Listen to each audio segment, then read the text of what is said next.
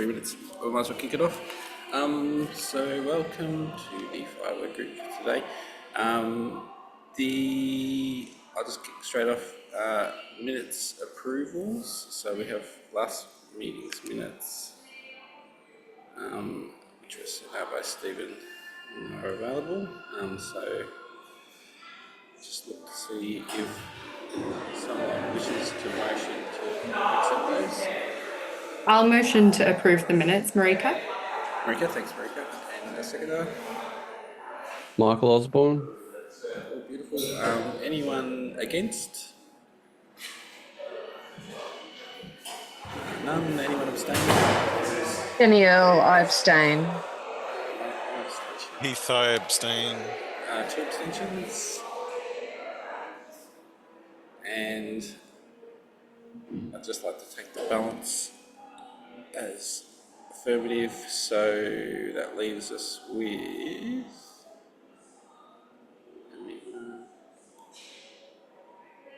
I get it as 7.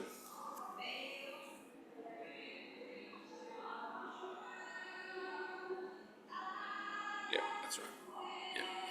So 7 affirmative, 2 abstentions, no negatives. Thank you. Moving on. Just updates. What you see on this page is the last of the ballot resolutions that need to be worked through for reconciliation.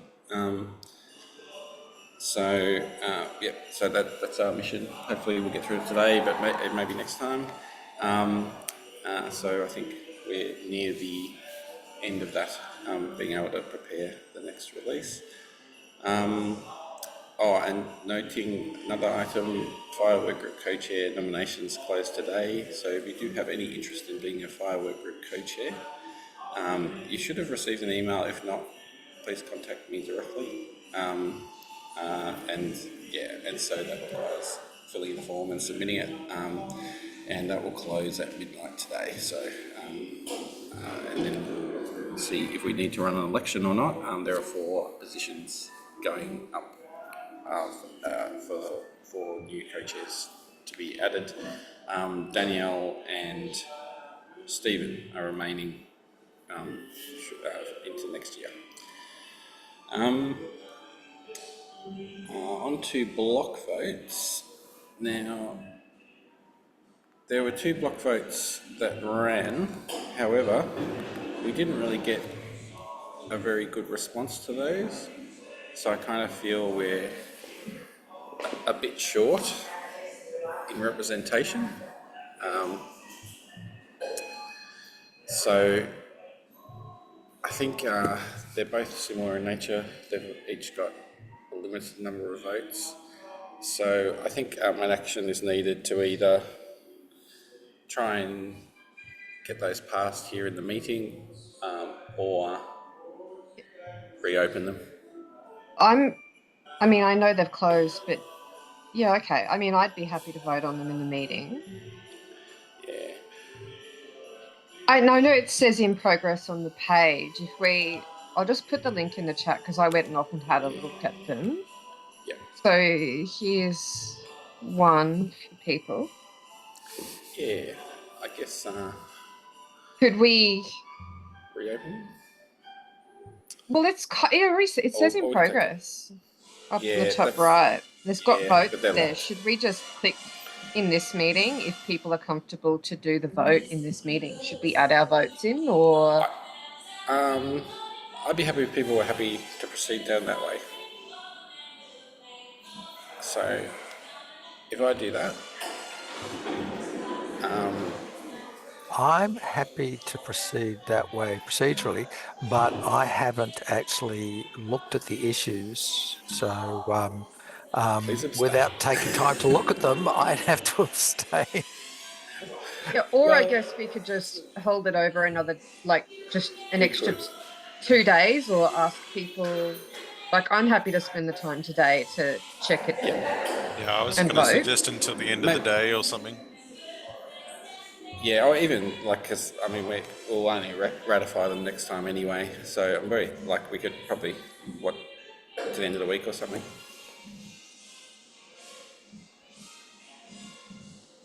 Yeah, So is there any- I'm happy with all of those options. all right. Somebody move.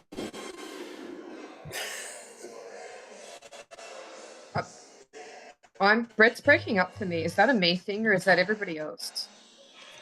No, it was breaking Sorry. up for me. So I think it's when you went and showed your video, Sorry. the network is no longer coping. Oh, that was by accident. Okay. Yeah. So, yeah, if someone wanted to just make a motion, I guess, to reopen, Okay, I please, just to motion make it we official. Yeah. reopen this e-vote and until the end of this week. I'll second. It's Ruben. Thanks, Ruben. Anyone against that? That's for No. blocks 5 and 6, is it? 5 and 6, yes, blocks 5 and 6. Okay. Yeah, I'll second that. Oh, Ruben seconded already, so that's good. Anyone against? None. Anyone abstaining? No. I think we have. Someone would check my maths. So we'll just make that so. So I've actually unlocked them now. So they'll be available. I'll change the dates based on this discussion. Brett, sorry, can you just confirm the numbers again? I didn't get it. Is it 1100? Sorry, could you say it again, Dushi? Sorry. I was just asking if you can confirm the numbers. Is it 1100 for the? Yeah, let me check. What? Yeah, that's right. Yeah, 1100. Thank you. Thanks. No worries. Cool. All right. So that deals with those. So we're into our ballot reconciliation items. So, okay, the first one. Now, this was. Okay, so this was related to an item that we actually discussed as part of the AU Base content to do with the terminology page in the IG. That we actually didn't discuss it. We disposed of this as in a block vote, which were changes to the terminology page format. So it included some enhancement and clarification of the use of the content. Ruben raised this one and went through it in some detail with the editors to try and work out a decent solution, and that went through, for AU Base, it went through a block vote and passed already, so that's already accepted for AU Base. AU Core TDG wanted to actually refer this content to us as common content, and the approach being a common approach. So they wanted us to ratify this ticket, which is actually an AU Core ballot issue, and vote that we agree to apply the same rules to them in terms of how that page is formatted. So I'm hoping not to get into the intricacies of that content, since it's something it's exactly the same approach that we use for AU Base, and I believe Ruben was happy with the outcome on that. So it's just they were looking for ratification, but I'm very happy to take any discussion or need for more information. So it could be summarised as saying AU Core in this area will follow the same pattern as what is being done in AU Base. Yep. And this is the details of what that would look like. Yep, exactly. Yeah, I think that's fair. It sounds like a good principle. Whether this is in fact what that looks like. I haven't looked, but the principle is fine. Yeah. So I guess if we wanted to, like, I'd be happy, like, if we said, you know, I made a motion to just express that. We can reference the other ticket. I think it's in this ticket. It should already be like relates to, and there it is. Yeah, there it is. So yeah, and it is. It's effectively the same resolution. Yeah. So it's really just explaining which links to apply on the terminology page. There's separate. There's an extra column added to express the publisher's reference to the publisher, and yeah. So there's some detail there, and yeah, it took a while to work through that. So I guess I'll just call and say, yeah. Does anyone want a motion to accept that? Yeah, look, I mean, no surprise to anyone. I'm happy to motion. I reviewed the proposed disposition and it is consistent with the AU base one. So I did that this morning. So I'm quite happy to motion for approval of the proposed disposition. Yeah. I'm happy to second. second that. Thanks, Josh. So I will. Any further discussion? I'll be happy. Cool. I'll move on. Anyone against this? No one against. Anyone abstaining? See, no one abstaining. So we have 11, 4, 0, 0. Thanks. That's good for that one.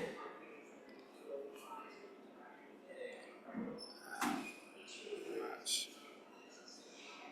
Now I've got a couple of issues related to diagnostic requests. So, issue itself. Okay. So he throws this one, which was a good spot. It might be worth having a look at this, where it's represented. So yeah, so this was a question about where does the body side extension exist, and there's a difference with what's expressed in AU Base diagnostic result and AU Base diagnostic imaging result, and yeah. So I think Heath recommended moving it into the body site element for the AU-based diagnostic result, but it was actually, we triaged it differently. Might be worth having a look. Just point at the problem. That is the version.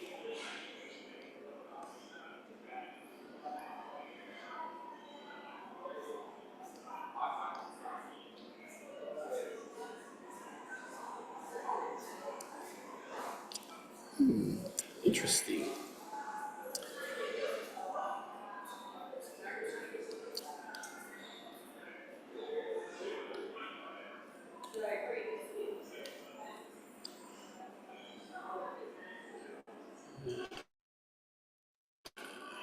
So where's the body site extension used again? Which resource? It's in it's in di.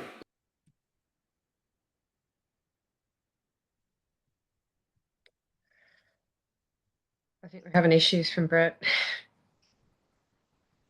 Yeah. which is I kind of guess it's weird in because I'm one of saying the diagnostic reports. So there's diagnostic report and diagnostic imaging and pathology. So I guess it's in one of those. Am I back? You are. Would it be, yeah, for whatever reason you're having network issues, maybe someone else should share screen and you can just tell us where to go. That might be. Yeah. All right. So I can do you have want a to take go over? at that. Where am I going? So, AU Base Diagnostic Report. Is that what you no, want? we want the results of the observation profiles, Okay. and Which we're one? Both? comparing. We're comparing AU Base diagnostic results and AU Base diagnostic imaging result. Okay. So this is AU Base Diagnostic Result here, which So you'll talks see there's about a pricing. yeah exactly. So there's a body side extension used there directly off the observation. So it's at the top level extension, and if you look at the imaging result, it's actually located inside the body side element. Same extension. Yep. And so the ticket itself, we triaged that. Can you just read out the number? Yeah, I can.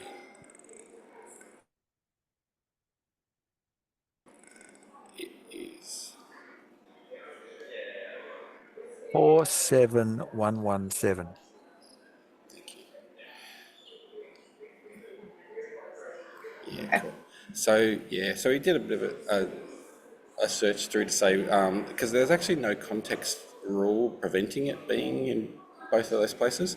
But we thought it would be more expected that it would be at the top level, and then also as a extra piece of information in R5, it is there's actually a body site. There's an observation body structure element that's been added in R5, which is the equivalent to the extension. So it's a referencing a body structure.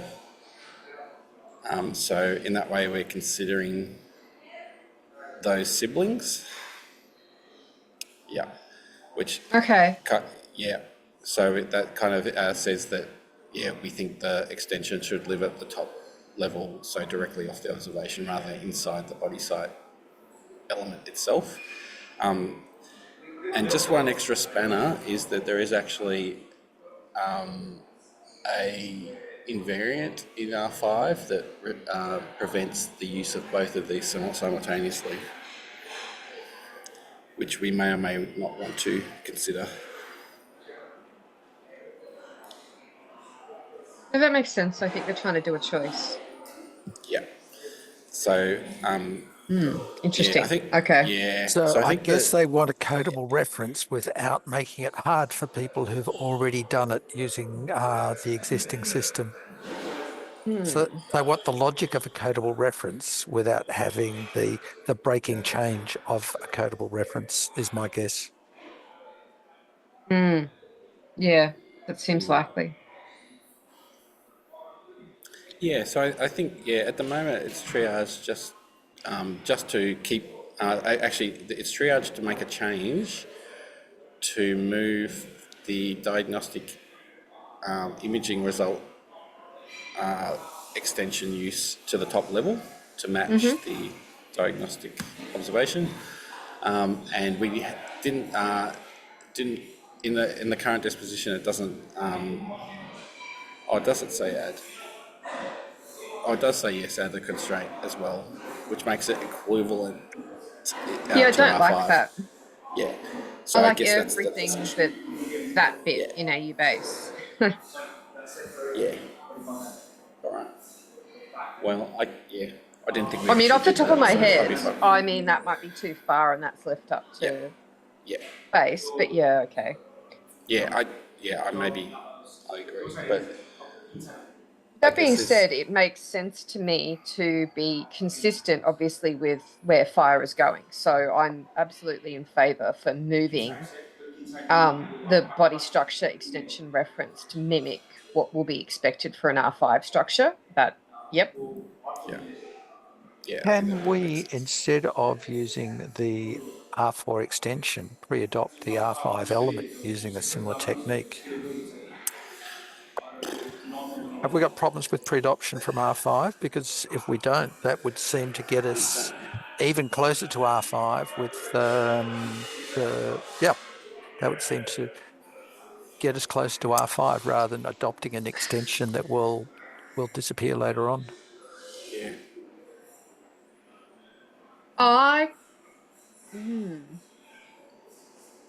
That does depend, that being a good idea does depend upon pre-adoption working well. I guess I've got a question. Has that extension also like been deprecated in the latest extension pack, or is it still around? Oh, that's a good question. We've not, I think, had to deal with the specifics of where there's a canonically available FHIR extension. Should we instead pre-adopt the R5 element? It is a really interesting question.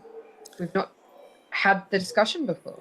Yeah, that's a good question, I think, about what its current status is. It doesn't look Not like there. it's around. It's gone. Let me actually go to the extensions pack. Where's the fastest way to go to the R4. extensions pack? Yeah, I know that's R4, but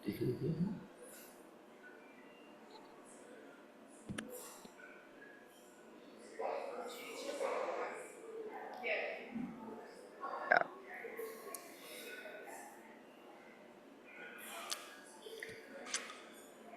So that's still there. Yeah. Yeah, that's the same one, isn't it? Yeah. Yep. So what would the extension be? It'll be body structure instead of body site? Or is Well, that's the name. That's just what the standard extension has been named. However, we might consider changing the slice name. no, Yeah, but yeah, if we're that's fine. Yeah, I think that's a good idea. That's fine. Yeah. Oh, yeah, we said that. Good. but if we're adopting R5 future, the actual extension URL will be body structure in line with the name of the R5 element. Oh, yeah. There's actually, if we were to do pre-adopt, we would use the standard pre-adoption extensions, which have their own. Can we? I think we'll have to take a note on this, because if we're really having a discussion around, is it better to pre-adopt a native R5 element over a extension that is available in R4? And I think we should have a principle on that before we go, let's do it in this one instance. So that suggests to me we actually need to take an action, go off, investigate that, and come back with a proposal after talking with the community, like Graham, and also talk to the extensions people on what the expectation is. What's the preference? And does it make a difference? Sorry. There's also a backward compatibility issue as well. I don't know if anyone's using these extensions already. We need to be aware of that. I'm cheering. They might be, and they might still in R5, because it's not like it doesn't go away. It's still around.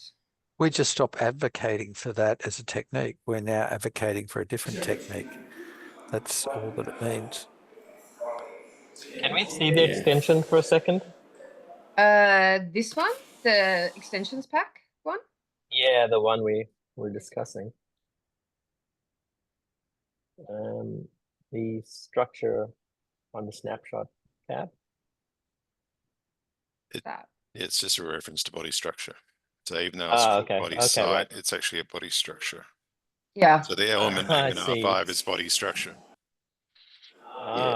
Interesting. Yeah, it's Here, go back. I'm happy to raise this one at FHIR Management Group tomorrow, Danielle. That would be great. It'd be good to have some kind of ruling or guidance on this sort of thing. Yeah, agree. So should we just hold off on this one entirely? Yeah. Yeah. I think we have to. We'll take we'll note the action in the minutes, and Ruben will report back. So the action's on Ruben to do that and report back to us at the next meeting, and we might be able to resolve it then. Yeah, cool. And All yeah, right. that will obviously flow through into the multiple profiles if it's decided to make a change. So we would have to, perhaps we'll have to just make sure we've got all the cases covered. I'm not sure if it's used anywhere else. This particular extension? Oh, Yeah. sorry, that. Yeah, anyway. Oops. Yeah. Sorry. But that would be part of it. Cool. All right. Okay. Back to, so if I'm still sharing screen, I'll go back to the meeting minutes. One thing on that one, where else is that extension permitted to be used? Can it be used outside observation? It can be used anywhere. I suspect it's also used on procedure. So that could be a reason for the continuing existence of the extension.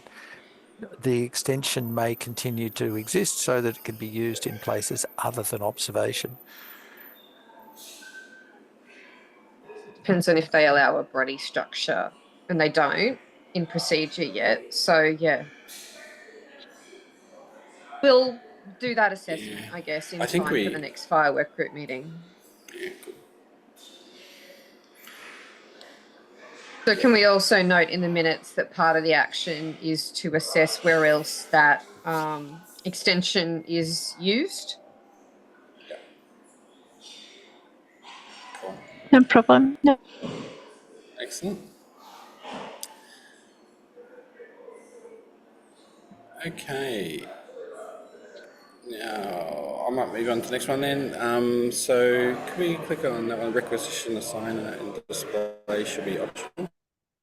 So this one was referred to us by the requesting TDG. And it is, it is about the local order identifier profile.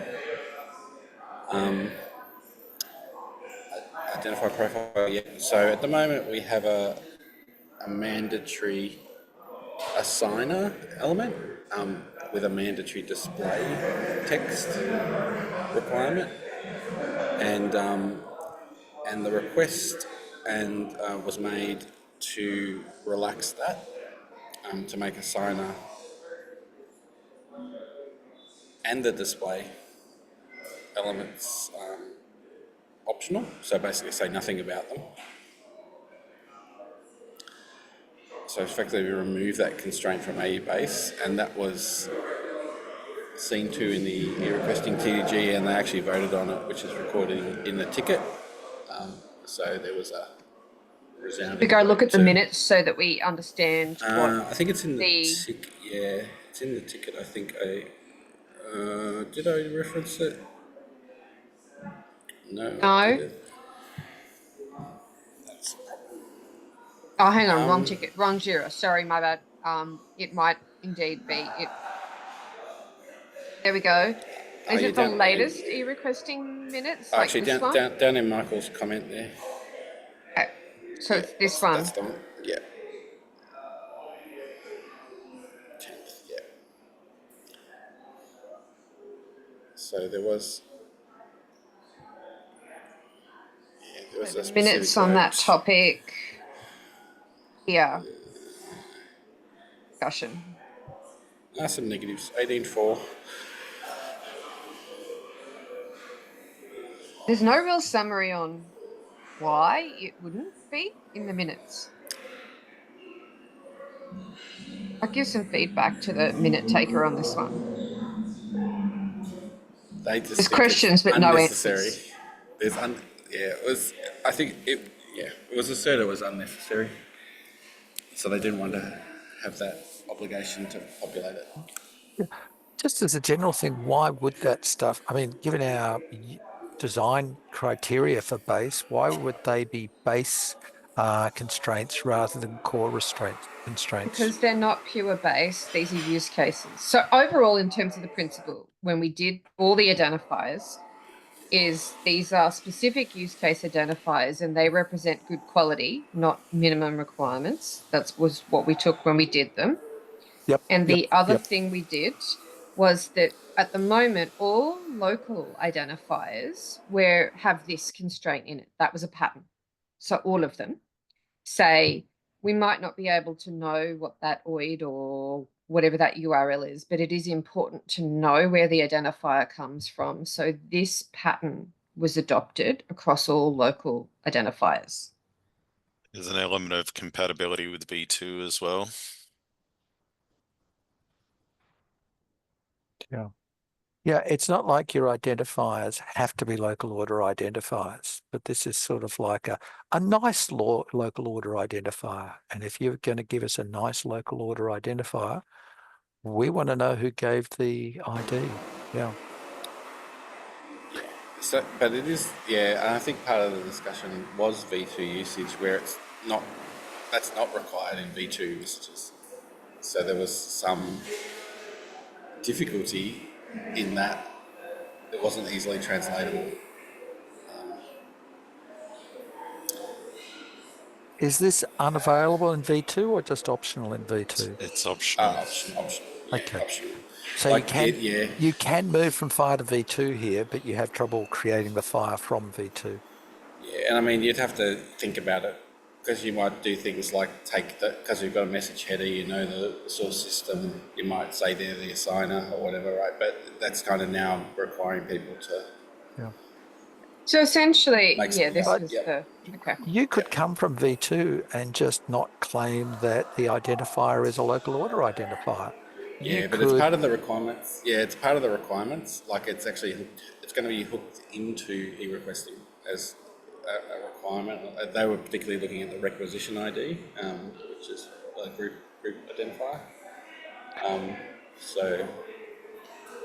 So is that requirement? I mean, maybe that requirement's the one that's too strong. It's not that the definition of local order or local order identifier is too strong, but maybe it's a case of when you're doing, when you're doing that, you can't actually meet the requirements for a local order identifier, so you just don't demand it.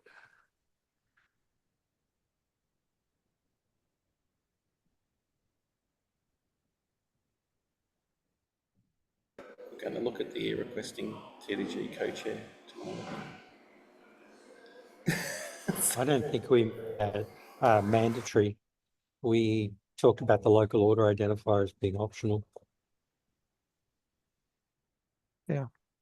And so you might want to send what is a local order identifier, but if you can't say who the assigner is, you don't claim that it's an AU Base local order identifier. It's just an identifier. You can't claim that though. That's the problem. You don't specify profiles. Yeah. You just send identifiers, and so the constraint. So, I mean, what's the constraint?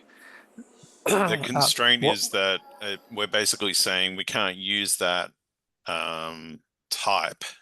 So because of the slicing, the type will basically invoke this constraint. Well, you can send an identifier, you just don't claim that the identifier is a local order identifier. So hang on. If you put additional rules in, and there's a kind of a case in, let's go to the organization profile in AU Court. And I'm being neutral on whether or not this is a good idea, because I honestly don't know whether or not relaxing it is a good idea or a bad idea. So where we've got two things here that says you must have a max of 1 here, that still doesn't say that even if you use that type, the only thing that it can conform to is this, except for the fact that, yes, I've sliced it by pattern system. So it's going to pick up system. It ignores the type code. This slice is picking up the system. So it depends on how you've profiled as to whether or not what you're saying is any identifier with a type of insert code here must conform to that profile. You'll actually have to set the rule because neither core nor base enforce that one. Yeah, because I think that like the way it was done in requesting is that it was going to be that type for that would be the identifier type, and so that kind of brings with it the constraint of using one of those types. So if you slice identifier by types. type, Yeah. yeah, No, they don't want to slice. They just want to use it as the only type that is available for that element. So it's direct. It's directly. It hasn't got. Yeah, it's a requirement that you use one of those identifier types. So you'll yeah, but say, even so, unless you apply some other rule, it won't check against the profile. Like you can't just go, I need an I can if identifier with this type. Only if you do something else will it check No. against the If local I order only identifier list, profile. if I only list that type, it's only allowed to be that type. Yeah. Which is what's happening in e-requesting. True, but only if you've changed, I guess, hang on. When we're talking about type, I was probably talking about something else. My bad. I wasn't talking about this column. Haha. so, And now I think Identifier type. I was talking about identifier.type the code. Yeah. Sorry about that. so you're saying that the only permitted identifiers are local order identifiers. Yeah, According to AU Base. Yeah. Yeah. Yeah, because that's the only thing that makes sense in that element for your requesting. So Okay. And I guess that helps you say don't send these other sorts of identifiers. All the identifiers you send will be local order identifiers. Right. Exactly. So the requisition element in service request in AU e-requesting has been constrained to AU Local Order Identifier. Okay. And the thing you're interested in there is the binding of type to order identifier type. Yeah. That's the thing you're interested in.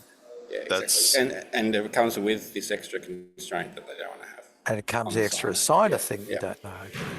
The way to distinguish it is the type element, not the system. Yeah. And assigner becomes mandatory. Irrespective of the type, by the way, just purely because it doesn't matter. Said it is that profile is being used. Yeah, it would test all of those constraints always. The only profile allowed. Mm-hmm. So it's just this doesn't suit the requirement that e-requesting has, and the rationale is there is a so V2 they think compatibility this is problem. a harder ask than can be implemented in e-requesting, basically. Yeah, simply, yeah. And that's where they ended up.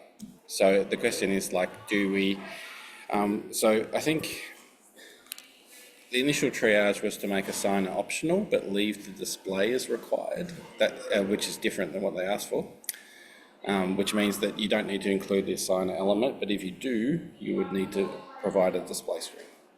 So a little bit more context is that the system, the URLs that we want to use in the system are actually going to be either HPIO or ABN system URLs as defined by the agency. Oh, it doesn't. I think care. Actually, well, but that's why we don't need the assigner, because if we're going to use the HPIO one, it doesn't need to be qualified by the assigner. But on the other hand, from what you're saying, you always know the assigner. You know if it's a hippo, in which case it's this one, and if it's the other one, it's the other one. So in a sense, while you're not moving the information, you do always know who the assigner is. If there's only those two. No? All you have is the hippo. You don't actually know who is associated with that hippo. But the thing is, because the name's not being provided. No, but who assigned the hippo? There's only one assigner of hippos, right? So if you know it's a hippo, no? He's talking about you know how we did the namespaces where you could qualify your own local organization is with like where you say, Okay. Yeah. it's one of those qualifying ones. So Hippo Okay. Hippo Yeah. scoped identifiers. Yes. Okay. Okay. Yeah. Okay. Right. Yep. Yeah. Um, Yeah. That So I makes think sense now. Yep. yeah, because I think that's kind of implying that in some cases you don't need a signer, right? But So why is it haven't required? we haven't constrained it to use a HippoScope system. No, we haven't constrained it. But if you do, then you don't need to. So if you were going to, I think, make the assumption, yeah, if you do, but then we would have to add an invariant to say that the system should actually be, we could add an invariant to say the system had to be in a HippoScoped identifier, because there is one defined in the national namespace. But if we're not, then it's kind of optional. So you could use some other system and then you would have no idea who signed it. But we could add a constraint to say if it's not this name system, then you have to provide an assigner. That is getting exotic, but you could. Yes. It is getting exotic. Yeah, and I think it's come back to the FHIR Work Group, because at the end of the day, this is a shared profile because it will be in reporting as well. So it's There's a future option. Okay, so there's another option to this, which is saying, yes, e-requesting finds this too hard of an ask. So they're not actually mandating this profile yet, basically. They're going to... Yeah, but do we want them to just opt out? Because I think that's the difference to that is nobody's using literally this. service Yeah. request identifier has these things represented Yeah. in it. Basically, you just put those on service request identifier if that's what you mean. Well, I mean, there's... Look, I don't know what the right answer is here, but there is that issue about if you claimed conformance to this one, it meant that, yeah, you kind of came with this guarantee of an ability to know who did it. That was part of what we intended to bake in. Yeah, but I kind of think if e-requesting is not using auto identifier, then no one is, right? Because that's why it exists, is to do requesting. We're trying to get people to start moving towards these better scoped identifiers or namespaces or systems rather than inventing their own shit. Yeah, I'm of the other opinion. I reckon they should invent their own stuff. But anyway. Okay. Yeah, I mean, there's nothing. There is nothing to stop e-requesting to have its own identifier. It's an e-requesting identifier.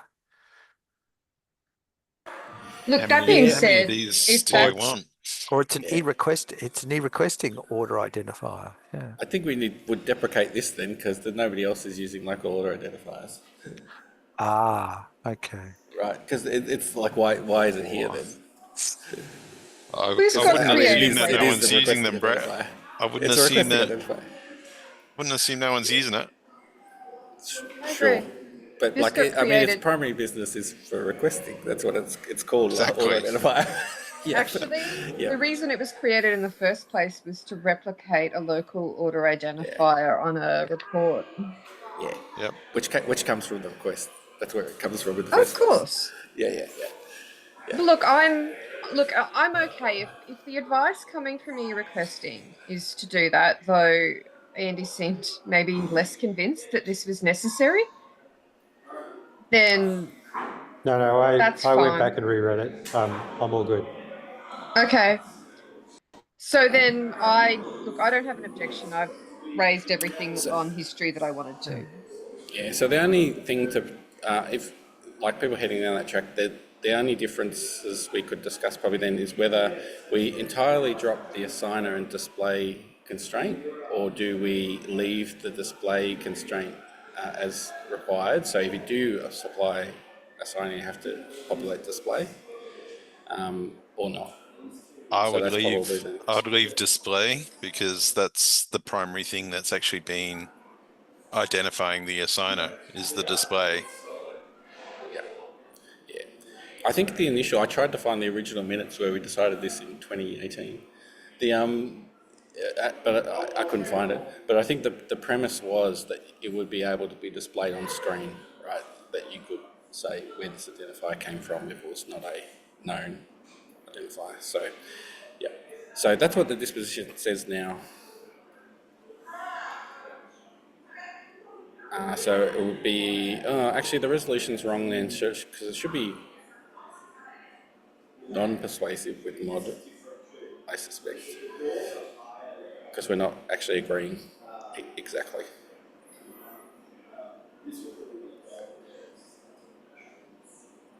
I promised Dushi I would be much more careful with this. Thank you. Because it causes major problems later when you go to apply things. Yeah. Yes, I think that's right. So we were only partially, accepting. Well, we're doing something different. How is it different? Because Persuasive the or request was non-persuasive is about the argument, not the change. persuasive. No, it's not. It's non-persuasive because they requested both assigner and assigner display be relaxed Oh, to 0 to 1. that doesn't mean it can't be persuasive with mod. Persuasiveness is about the argument. You might not agree with the argument. If you agree with the argument, but you want to do something a little bit different, then it's persuasive with mod. It's if we disagree with It's substantively argument. different. It's different rules.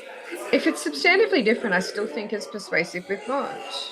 So if we agree with the answer for different reasons, it's not persuasive with mod. And if we agree with the answer for the reasons, it's persuasive with mod. Okay. So do we have our own reasons for the change, or do we agree with their reasons for the proposed reasons for the change? That's the way I'm understanding it now.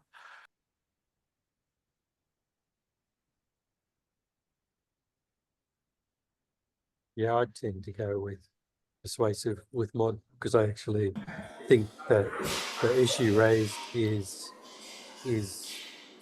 persuasive. It's just that we're making it slightly less of a change. I agree with that. Yeah. All right. Thanks. We flick it back then. I agree. That makes sense. Done. Cool. So I think that is good. So having said all that, would people like to raise a motion? I'll raise the motion. I'll second it. Thanks, Heath and Andy. And I'll call for a vote. Anyone against? No. Anyone abstaining on this one?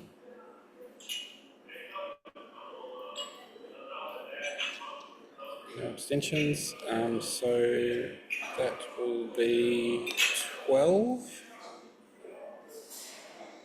0-0. Yep.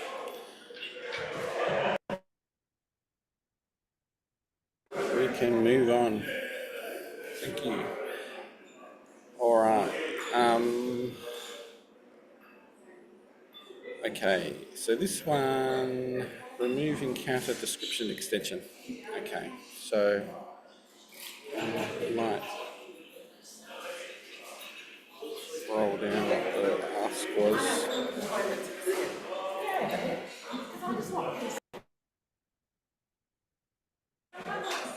So we have an extension which is, came in some time ago to kind of include a note with an encounter.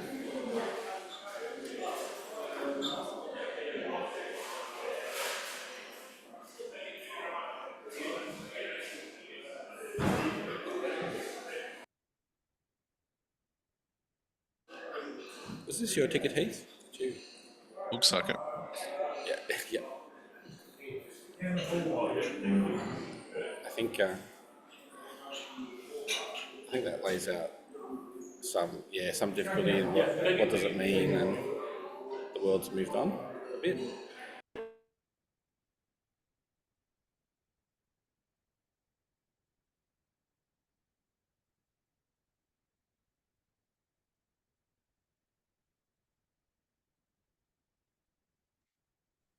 I think maybe we're losing your audio, Brett. No, it's just loud. So. Yeah. So that was this was the disposition we reached, which was to essentially detach the extension from the encounter profile. So not list it, actually have it in the profile.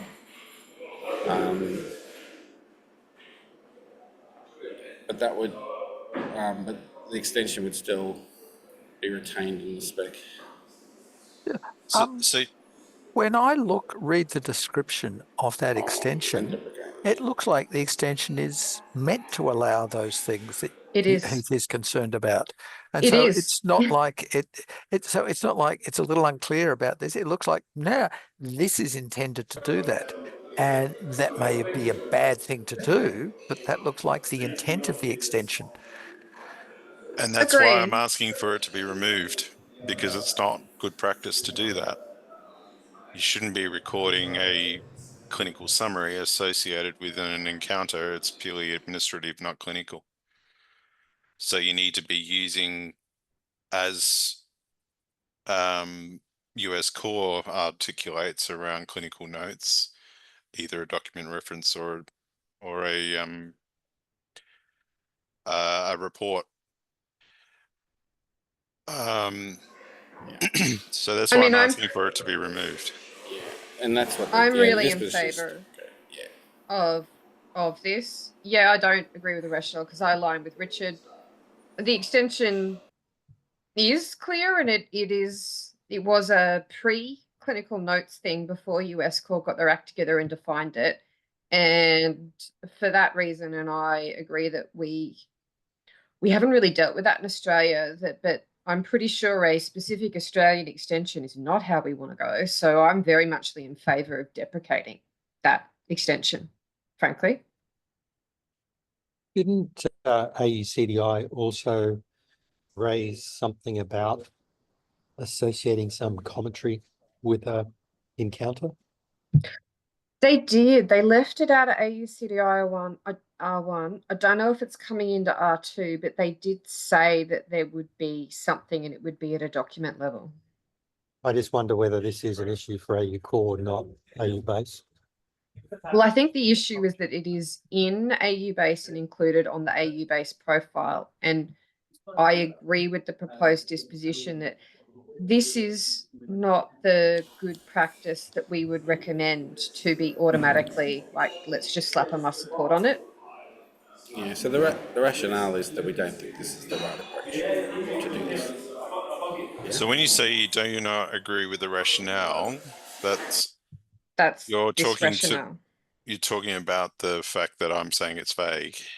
So you don't agree that it's vague, but you agree that it's not good practice. Yeah. Because you're saying your opinion is it isn't supposed to contain clinical notes. And sadly, we disagree because, in fact, the extension is supposed to contain clinical notes. This is an example as non-persuasive, but we agree. Exactly. This is an example of non-persuasive with mod. Perhaps I didn't articulate my intent properly in my words, but certainly what I was intending to say is this is not good practice. You've not said necessarily. that. You've said that. It's just that you seem to have said, this looks like you could put this bad stuff in here. And we look at it, we say, no, this asks you to put this bad stuff in there. Yeah, okay. We agree on the answer. Yeah. Yes, let's just. Anyway, I'm happy. Yeah, you get what you want. That's what the main thing is. Yeah. All right. So, okay. So I think we've crafted this disposition now. So let's see if anyone wants to raise a motion to accept this as written. I'm happy to motion it. Thank you. And I'm happy to second. Danny in the second. Anyone against?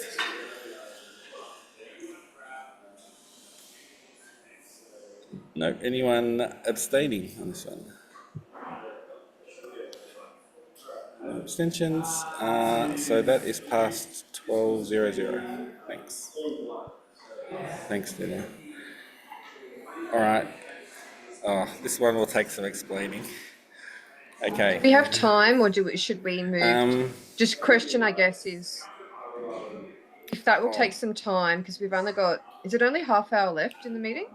yeah, we've got half hour left. I can have a, yeah, I think maybe we'll just, let's say 10 minutes max for this one. So I'll go till, how about I go 12 minutes? I'll go till 10 past. Okay. I think it's explainable, but it just, yeah, it was a bit of a traversal as to why we have to do what we appear to have to do. I don't remember raising this, so I've actually raised it again. So there's duplicate. Oh, well, Sorry. we'll deal with it. We'll deal with that. That's okay. At least you're looking. That's good. Yeah. So the original issue is there. So it's around AU Base Encounter code. We have an extended value set attached to that element, which includes some more specific concepts: phone, video, email, SMS, and we have an extra one as well. We defined residential aged care facility. Okay, so that's the content of that. So it's that's a value set bound to class, encounter class. Is it class? Yeah, it's class. Yeah, it's class. Sorry. So yeah, those ones at the top there: phone, video, RACF. 2 plus. Yeah, so there's an existing set which comes from the R4 original value set, and our extra 5 codes at the top there: phone, video, RACF, email, and SMS. With notably phone, video, email, and SMS being child concepts of virtual, which is one of the standard codes. Yeah. Thanks, Dave. Yeah. So, yeah, Heath raised the issue here that they seemed inappropriate.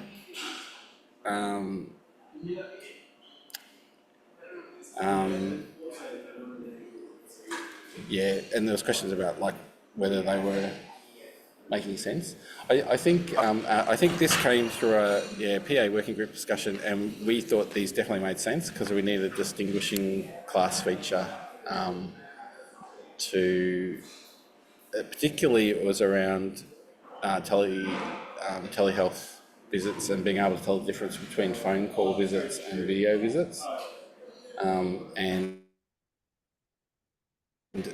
also a pre-existing set of recorded encounters in systems that were email encounters.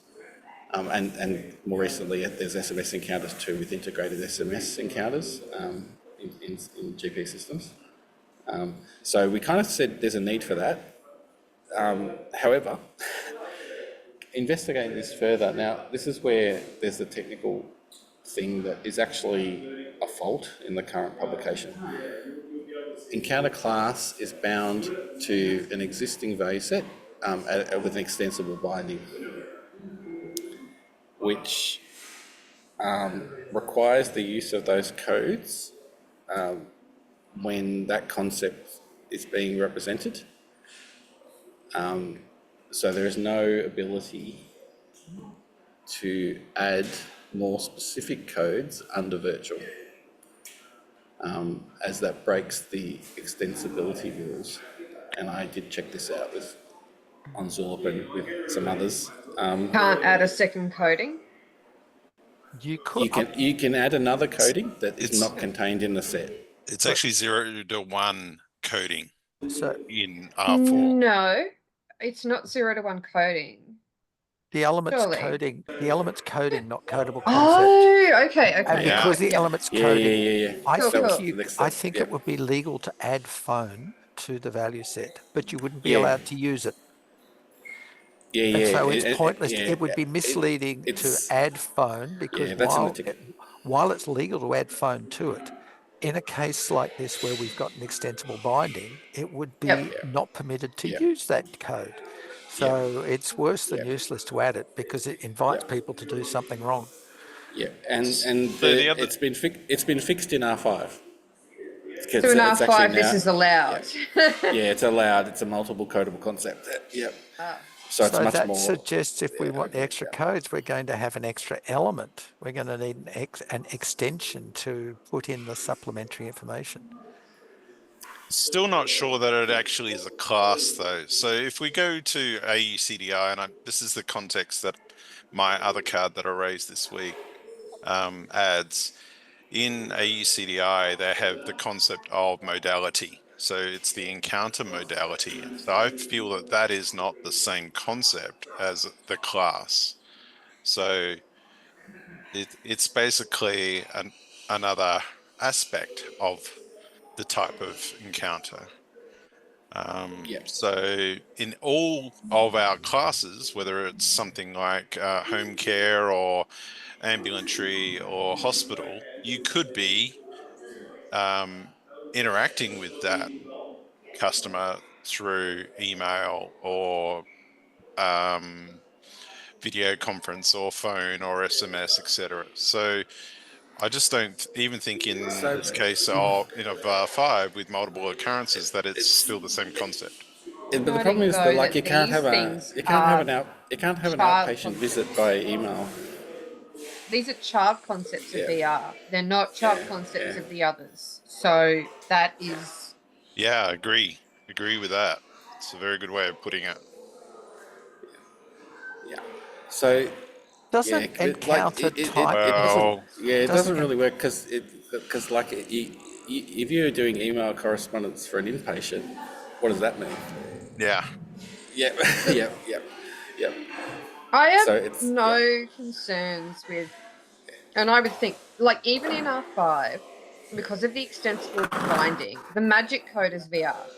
And if people have a need and it came in from Australia to say, well, this virtual one was actually phone versus this virtual one was email, that makes sense to me. I'm totally okay with allowing people to do that. I think also, yes, I agree, Heath, that the thing you've outlined is absurd, like inpatient via email or whatever. Yeah, it's not the point. So, but if it's ambulatory, for example, what they want to do, I think this is systemic in throughout all the GP systems at the moment. So they're basically saying, what is my mode of this consult? It's ambulatory, that's the class, because it's a doctor's clinic, but it is the mode of how I'm interacting with the patient, which is orthogonal to the class. It's still ambulatory, but then it's either face-to-face, again, going back to AU CDI, they have the concept of face-to-face, which is not in this list. So how do you say this was a face-to-face ambulatory consult, for example, where the other terms in AU CDI are phone, video, email, SMS?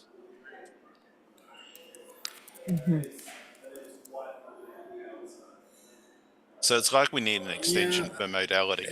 But ambulatory by definition means you attend. That's what ambulatory means.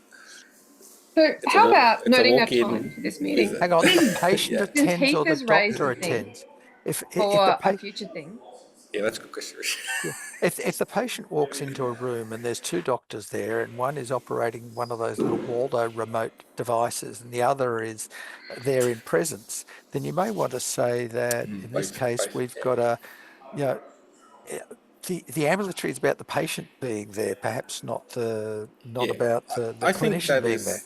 yeah, I think that's how it works. Because like if you're an inpatient, the patient is an inpatient. I don't care where the doctor is.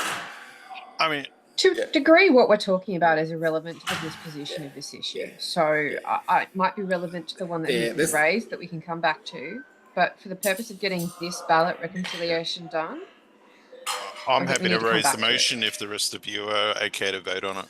I'm not, so I just checked because specifically this bit, deprecate, can I ask here, this says deprecate off a value set, not the code system. Can I just get clarity on, is the proposal to retain these as fully active codes in the code system, but somehow have the value set still have them with a marker of deprecate? I'm a little bit unclear on what that does. Oh yeah, I think Yeah, I think the intent was to deprecate the concept in the code system. But yeah, We want to remove them from the value set. Okay, so let's change the proposed disposition. If that's what we really mean, and that I understand. Yeah. If we want to, because we can remove them from the codes, from the value set, whether or not we choose to deprecate these concepts. So they can still be considered active, but not part of this value set. Yeah, do you want to not deprecate it and wait for Ahpra? Yeah, that's fine with me. Other people, just remove them from the value set. So So- the one that I raised this week was basically recommending to remove them from the value set. I'm not saying anything about the code system. So an idea is we remove them from the value set and we leave them in the code system. That means that people won't be guided to use them in the R4 version. And they'll still be around so that if somebody's using R5, they'll be able to send two codings, one say VR and one phone. And so they've actually got an option to use them if they're in R5 and they're not trying to conform to the value set. That's the sort of situation we'd wind up. I still think it would be good to deprecate them from the code system as well. I think we need to clean this up because I still don't believe that they're classes, in my view. Yeah, I think they are. That's what we didn't anyway. agree with. Yeah, that's the bit we didn't find persuasive. So we can remove them from the.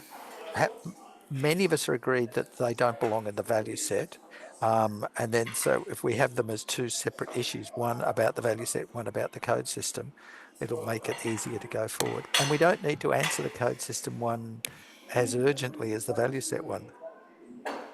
And just to maintain, because we're one of those GP systems where it differentiates, the solution would be to then have this information in a different place, Yes. possibly an extension. Yes. Yeah, that's where you live at the moment. Yeah, like Yeah. if you wanted to go pre-adopt, you could. I don't know how you pre-adopt an existing element. That's a good question. Which I don't think you can I just pre-adopt an say element of a different data type. is why we don't want to deprecate the codes if we're already saying these concepts are useful and we want to use them somewhere else. It seems to shame if people have already implemented and they came in from an actual project to go deprecate them and then create a new system to have exactly the same codes to use in a different extension. So I think we need to consider that prior to going the whole hog of actually deprecating at a code system level. We're not currently actively using them. It was something we were considering, but haven't actually implemented yet. So Marika, would you have a problem with representing it elsewhere? I mean, so long as I think the main thing that best practice would care about who we're building this API for is that the grain is preserved. So long as that information is somewhere else, would have no issue with that being deprecated, so long as it is preserved. The ability to retain that grain is preserved. Yeah. But the source data is distinct from the class of encounter? So the way that we would have to map the class of encounter would be basically by grouping different encounter in this system. They're called visit types, but grouping different visit types to then say, if it's this visit type, or this visit type, use ambulatory. If it's this visit type, or this visit type, or this visit type, use virtual, which is totally possible to do. It's just slightly more complex. And that's the approach many records takes as well. They basically. Yeah. And then we would just recheck the grain elsewhere, which is not different for how we've approached appointments. Yeah. I think it, yeah, because I know with visit type in those systems, like telehealth is definitely a thing, right? You want to record telehealth as a thing. And I know now there's a lot of SMS correspondence recorded in the systems as well as the stuff goes in and out, right? So but maybe that shouldn't be encountered. That's a good question, right? Anyway, can we take an action to have a Zulip poll on who has implemented like these exact codes out of AU Base before we go, let's deprecate? If nobody has, then we can, do whatever we want about shifting their code system URL and so forth. But let's at least do a Zulip poll. Do an ask, yeah. All right. So that's just before we do that. So when Chris, you're sorry. using deprecate, you mean deprecate from the code system? Yes. At the moment, we've already agreed to take them out of the value set. That's in here. Yeah. We're talking about deprecate in the code system, as in never use these codes, preferably. And Yeah. I don't know if we want to go that far yet. Yeah. All right. Okay, so we can vote on this one as far as removing it from the value set. Yes. Okay, I so move. I'll second removing it from the value set. Anyone against that? No one against? Anyone abstaining? See, no abstentions. So we have 12-0-0. Oh, can I just say, this said rationale is not persuasive, but blah, blah, blah. Is that a not persuasive with mod instead of persuasive with mod? Yes. Or is it? I don't know. Well, I'm agreeing with the change exactly. Why on earth do we have both persuasive with mod and not persuasive with mod? Yeah. Because we like to tell people mod. whether or not we think they're accidentally right or actually right. You're fortunate to be right. Yeah. Yeah. So why is this not persuasive?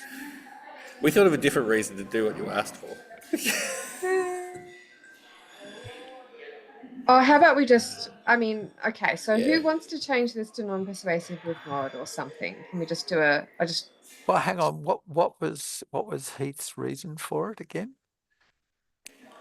Oh, the values seem inappropriate. I think they're classes. Yeah. He thinks they're modes, not classes. But I mean, the other thing is it's actually, I mean, in terms of the value set, they're unusable because they're children of something else in an extensible value set. I think that was why the rationale was considered not persuasive, because the reason to make the change is we couldn't use them at all. I mean, I'll go back, but it's a discussion for another day. How do we represent face to face? Let's just leave it. It's good. All right. Next, for the last 15 minutes, where are we going? Are we? Yeah. Which one?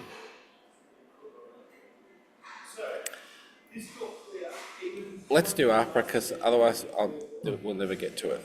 Yeah. Hang on. Is somebody going to raise an issue to say we need a way to store that information?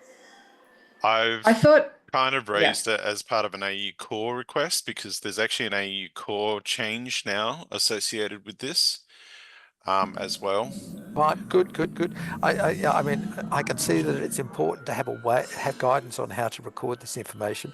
If there is an existing issue to do that somewhere else, fine, good. I've got no more worries. Well, can we also take an action to maybe notify people of breaking changes coming out of AU Base, maybe on chat.fi.org? Because that one was. If people have used them, they're no longer going to be valid. Yeah, because at the moment you could... No, even though it's extensible, it'll throw warnings where they never used to get them, and I think that... Yeah. Same with this chain, this class code, because people might be happily using those codes, may not be, but they will cause warnings now. Yeah. So it's a breakable change to the value set, but it's not a breakable change to the profile. True. Breaking change to the value set, but not a breaking change to the profile, because it wasn't ever usable in the profile. Technically, yeah. True. Just because it wasn't technically usable doesn't mean it hasn't been natively implemented. I could tell you it has been implemented, but I can tell you it has as well. I'm just arguing about the meaning of breaking change, and maybe one of the things we need to think about with the breaking change is implementation disruptive change rather than breaking change. True. All right, I'm going to attempt to do Ahpra in 13 minutes. So this is, we have some extensions. This is my ticket. So, geez. We have some extensions which are representing some details from Ahpra registrations. So that includes two aspects, some profession details, which is part of an Ahpra record, and also the other one is, I forgot what the other one is called. There's Ahpra a qualification. Yeah, qualifications. Yes. So it's there's various. The ticket I had has like multiple issues with the with those extensions, ranging from I don't see the need to have two extensions. It creates a qualification code requirement to have two codes for Ahpra concepts. There's also quite a large lack of descriptive detail about what the elements mean in the extensions. And there are constraints applied in AU Base around the use of those extensions, which I think are,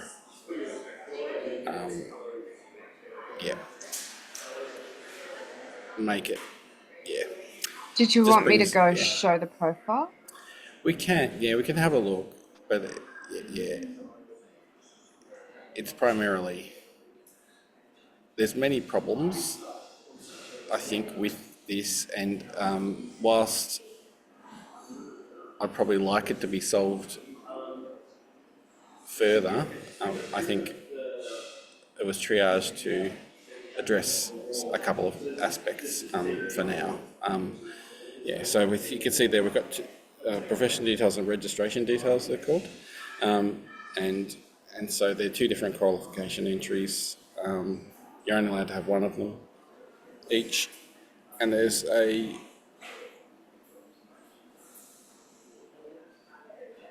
and there's basically a code attached to that qualification, which is then linked to that extension. So there's actually two different Ahpra qualification codes, and depending on which one you select, you're meant to supply the extension related to it. So I'm using the qualification when I did the mapping from the Services Australia data. Yeah.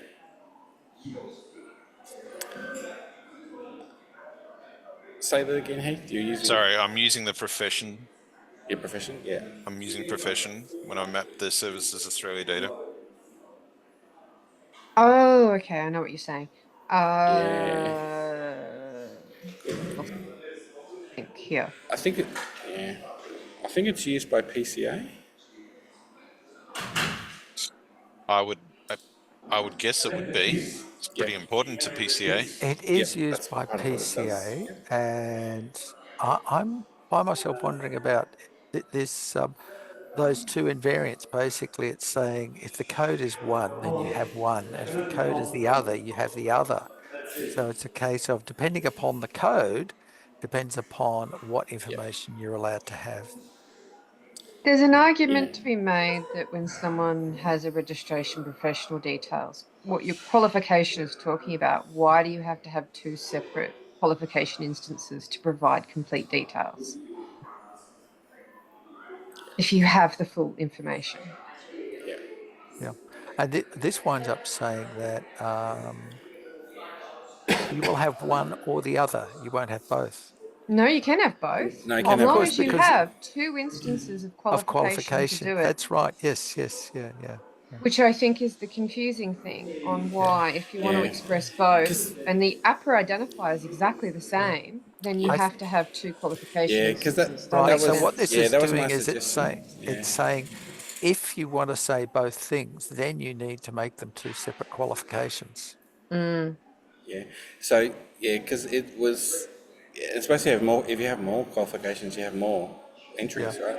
Yeah. So it's So my premise was you need one extension that expresses all the things you can say about a particular individual's Ahpra qualifications, which includes repeating or whatever, right?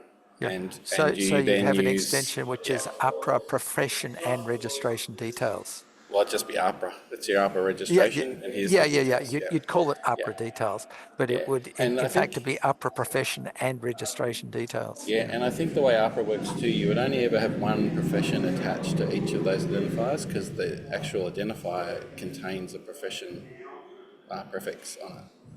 Yes, it does. So it creates this. So it'd be a different identifier for one profession, and then you could have multiple qualifications under that, like multiple registrations.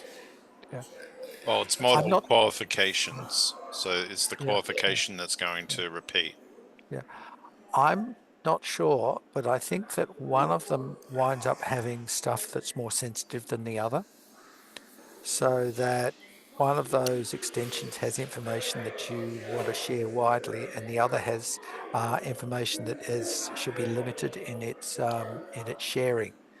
Don't include it. Yeah. That's a choice to populate, not a separate qualification instance. Yeah. I'm trying to dredge up things from memory from years ago. I think this was done quite a while agree ago. that can be a choice to populate, but I suspect that's not suspect. I think maybe that was the sort of difference between them, but that doesn't mean this is a good solution to that separation. Yeah. So that would because what we're talking about is what I suggested is like a complete redraft of the whole thing, right? Basically. However, the disposition here is less than that.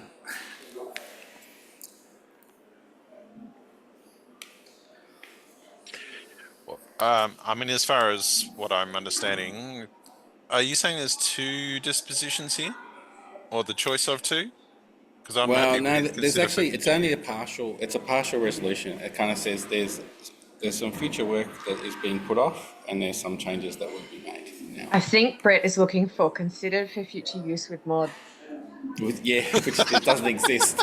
Because consider for future use, all you can do is it's actually probably persuasive with mod because I need to apply changes, and I need to raise a new ticket as an action. Because I can't. Well, if you're going to raise a new ticket for this bit, then it would turn from considered for future use to because otherwise we can't apply it. Otherwise we can't apply it. Yeah. You can only defer considered for future use. Yeah. So the constraints are going to do what for us that you're going to remove? These prevent you from providing full details on a single instance. So if you remove these constraints, someone is now allowed to include both extensions when associated with a single identifier.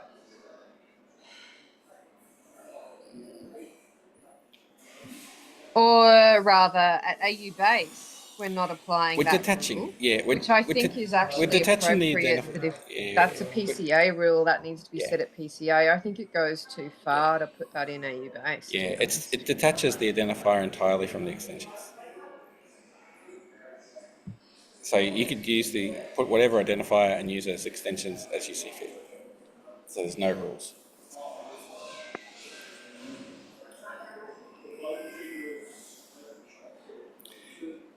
It's just moving towards changing it entirely. But should we be removing them from the profile altogether and just leave the extensions? I think that's here it is. That's I think what you proposed here. Yeah, essentially remove them. Leave it in AU Base that people can use them, but remove the. Yeah. That's actually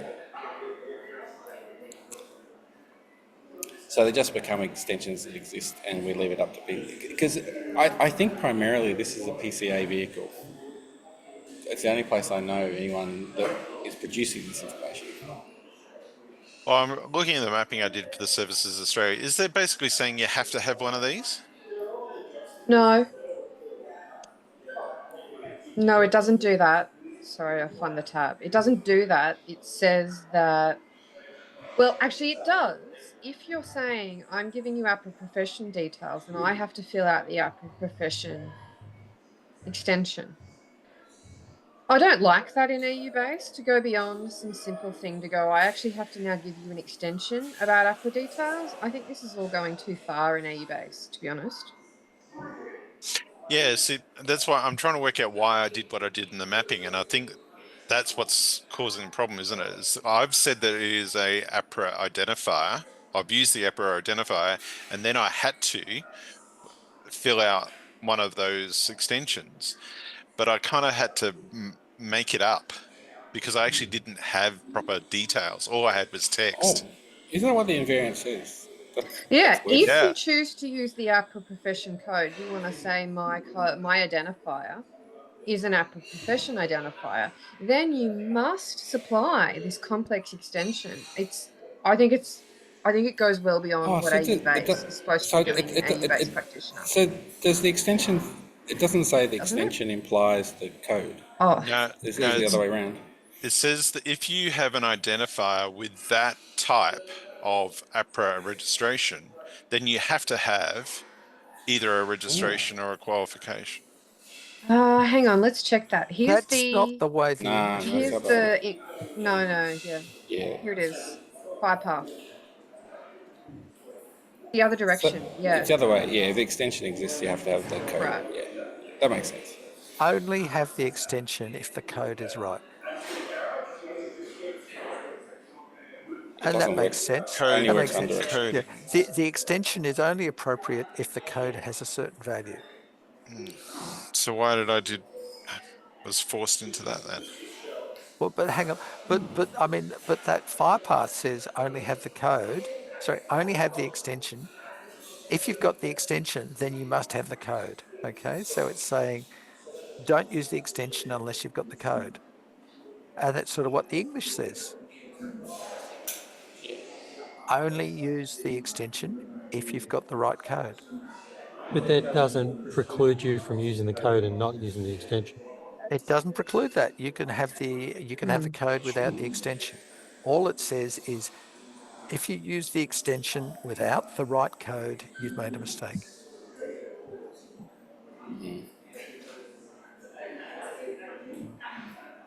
I still think is PCA business. Oh, Yeah. it's PCA business, but just wanting to get accurate about what it says. So Shouldn't that be secret PCA business? Secret business. I almost wanted to hand this over to PCA and make it their problem, but it's I agree. It's PCA business, but it's not particularly onerous. So can we get a resolution that is basically removing these extensions from the profile? So that's the remove the extensions and just list them as potentially useful. So they keep in and remove the invariants. Yeah. That are forcing rules. So that we vote on the right persuasive thing. with mod. Yeah. Let's say that what you're suggesting is persuasive with mod. Raise a separate issue to address the following. So is that clearer? So we're saying we're going to raise a separate issue to do these bits. And what we're going to do is proposing to remove the invariants and the explicit inclusion of the extensions, but list them as potentially useful. Yeah. Okay. All right. Words are good for everyone? Yep. Any motions? I'll motion. Thank you, Heath. I'll second. Thanks, Andy. Anyone against that? Nope. Any abstentions? No. So I have 12-0-0 on that one. Thank you. Can we also note for the minutes, Brett, or Richard, can we take an action to let the PCA project know? Because they'll need to apply these into their own profile, those rules. Cool. Oh, it'll flow down when they take AU Base, right? They need to know it's happening. Yeah, sure. True, but we should let them know. yeah, we should. And I think they should be involved in this discussion too, because I think in some ways I'd like them to own the problems, because they're the ones that use it and should care about it. And anyway, probably even propose the new extension. Yeah, I think that's what the next ticket will be. I think we'll probably come back with a more concrete proposal as to what it would be and how it would work. Because, yeah, it's only a bit of a thought bubble in the ticket. So, yeah, that's probably good. But if those constraints didn't exist, would those two combined be sufficient? Would those two combined be what be combined? Those That's existing an interesting extension. question. We don't know. There's more detail to the issue, which says that the extensions are based on a definition of the Ahpra API that we have no visibility of the specifications that was done multiple years ago. So we don't know. It's a good question. Yeah, there's a dependency to a API spec that's not actually public.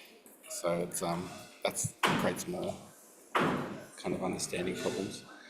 Anyway, sorry. thank you very much. Which I'm going to call public, Brett? No, the actual Ahpra API. Ahpra has an API. Is this the practitioner information exchange? Is that the one you mean? The SOAP API? Sorry, which ones? I think so. Hang on. Yeah. Yeah, I believe that's you need to engage with them to get access to that. So it's this one.